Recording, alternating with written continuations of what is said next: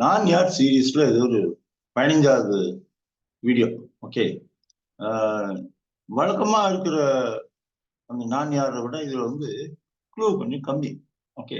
2 தான் நான் வந்து உங்களுக்கு கொடுக்க போறேன். ஏன்னா இது கொஞ்சம் ஈஸியானது. ஓகே. இதுக்கே ஆக்சுவலா உங்களுக்கு ஆன்சர் தெரிஞ்சிடும்.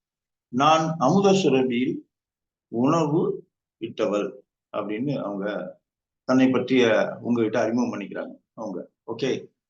2வது க்ளூ என்ன அப்படின்னு சொன்னா, என் கணவர் பெயர் சாதுகன். ஓகே. இது வந்து மணிமேகலையில வரக்கூடிய கதாபாத்திரங்கள்.